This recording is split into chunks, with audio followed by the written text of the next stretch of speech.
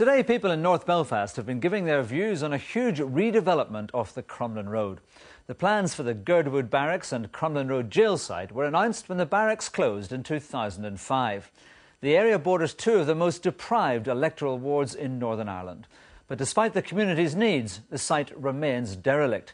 Julia Paul's been asking why. There's a great new spirit to the place, a real sense of belonging.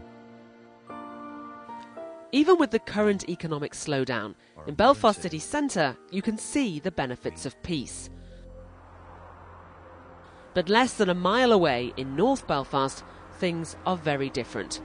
These neighbourhoods, the Shankill, Crumlin, New Lodge and Ardoyne, are the most deprived in Northern Ireland and the most segregated. So is the Girdwood development the answer? In the nationalist New Lodge, population density is almost 3 times the Belfast average. There's a desperate need for more housing.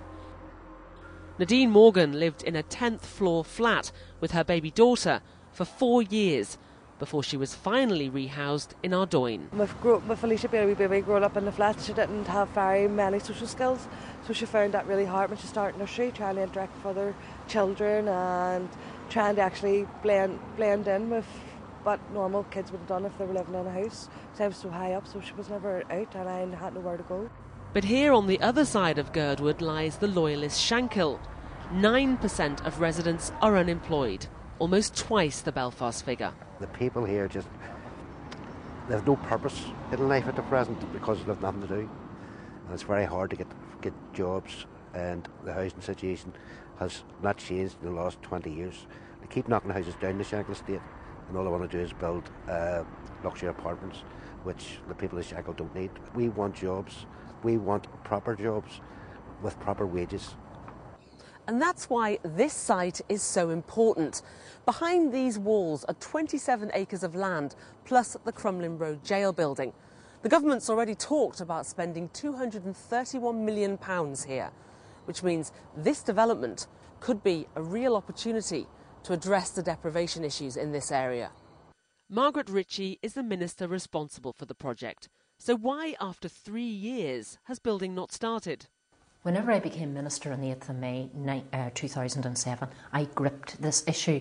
I immediately ensured that the draft master plan for Girdwood Barracks site and Crumlin Road, because they're a joint project, was put out for consultation, but I had to await the report from the political advisory panel. That report was put out for consultation last autumn. We received over 900 responses, and then those had to be analysed. There was a major engagement, major consultation with the local population in North Belfast to obtain their views about what they wanted to see forward. And here's the first problem. Local people need to be consulted, but it takes time. And not everyone's happy about being consulted on a plan that some argue has already been decided on. A lot of regeneration projects follow a very sort of standard consultation process going out to the community, which ends up leaving the community feeling quite excluded from the process.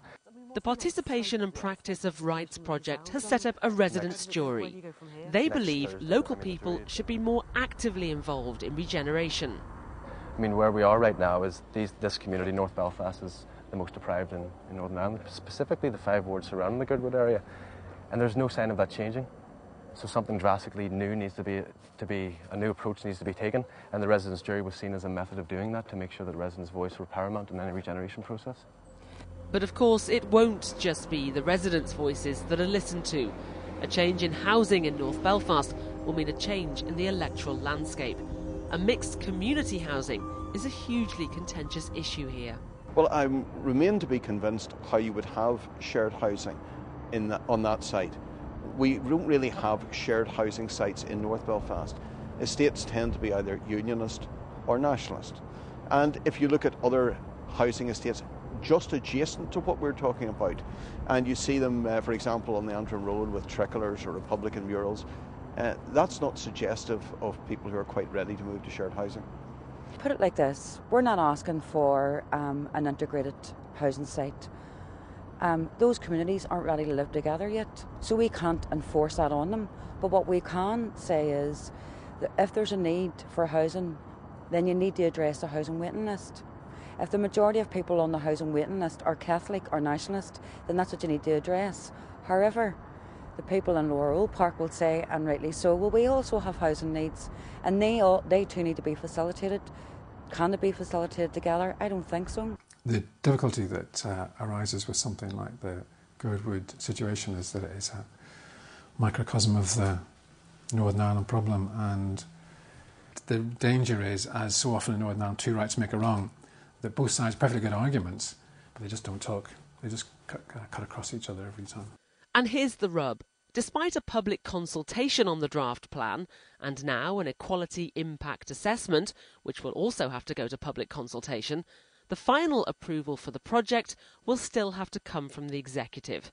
Even if it's meeting by then, that could take the proposal straight back to the sectarian drawing board.